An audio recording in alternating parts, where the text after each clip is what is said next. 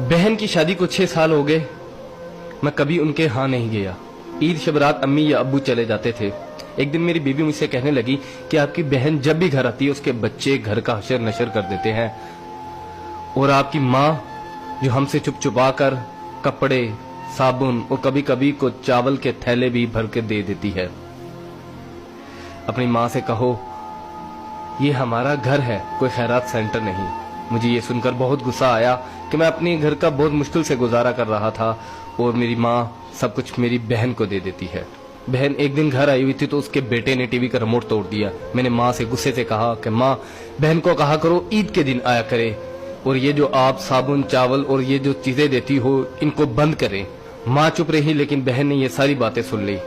4 बज रहे थे, बच्चों को तैयार किया तो बहन ने कहा कि भाई मुझे बस स्टॉप तक छोड़ आओ। मैंने झूठे मुंह कहा बहन रुक जाती कुछ दिन। बहन मुस्कुराई और बोली नहीं भाई, बच्चों की छुट्टियां खत्म हो रही हैं, मुझे जाना है। फिर जब हम दोनों भाइयों में जमीन का बंटवारा हो रहा था तो मैंने साफ इनकार कर दिया कि मैं अपनी जमीन से बहन को हिस्सा नहीं दूंगा। तो माँ ने कहा कि बेटी का भी तो हक बनता है। मैंने गाली देते हुए कहा जो कुछ भी हो जाए मैं बहन को हिस्सा नहीं दूंगा। मेरी बीवी ने भी बहन को बुरा भला कहा, वो बेचारी खामोश थी। बड़ा भाई अलहदा हो गया और मेरे बड़े बेटे को टीबी हो गया और मेरे घर के हालात खराब हो गए। जितना सब कुछ था मैं उसके इलाज पे लगा चुका था। मेरे पास इलाज करवाने के पैसे नहीं थे।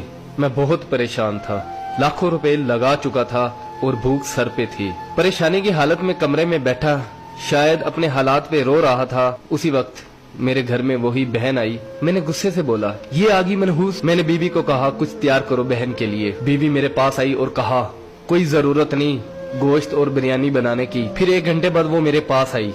भाई परेशान हो। बहन ने मेरे सर पे हाथ फेरा, कहा बड़ी बहन हूँ तुम्हारी, गोद में खेलते रहे हो, अब देखो मुझसे बड़े लगते हो। फिर मेरे करीब हुई और अपने पर्स से कंगन निकाले और मेरे हाथ पे रख दिए और आहिस्ता से बोली पागल तू एम ही परेशान होता है। बच्चे स्कूल थे, सोचा दौड़ते दौड़ते भाई से मिल आऊं। ये कंगन बेचकर अपना खर्च करो और अपने बच्चे का इलाज करवाओ। शक्ल तो देख जरा तूने क्या हालत बना रखी है। मैं खामोश था, बहन की तरफ देखी जा रहा था। बहन ऐसा से बोली किसी को मत बताना, तुमको मेरी कसम है। मेरे माथे पे बोसा दिया और 1000 रुपया मुझे दिया जो 150 के नोट थे, शायद उसकी जमा पूंजी थी। मेरी जेब में डालकर बोली बच्चों को गोश्त ला देना और परेशान मत हुआ कर। जल्दी से अपना हाथ मेरे सर पे रखा, देख कितने बाल सफेद हो गए। वो जल्दी से जाने लगी तो उसके पैरों की तरफ देखा तो टूटी हुई जूती पहनी हुई थी और पुराना सा दुपट्टा ओढ़ा हुआ था। जब भी आती थी वही दुपट्टा ओढ़कर आती थी। बहन की इस मोहब्बत में मर चुका था मैं। हम भाई कितने मतलब प्रस्त होते हैं, बहनों को पल भर में बिगाना कर देते और बहनें भाइयों का जरा सा दुख बर्दाश्त नहीं करती। मैं हाथ में कंगन पकड़े जोर जोर से रो रहा था, उसके साथ मेरी आंखें भी नम हो गई। अपने घर में खुदा जाने वो कितने दुख सह रही होगी।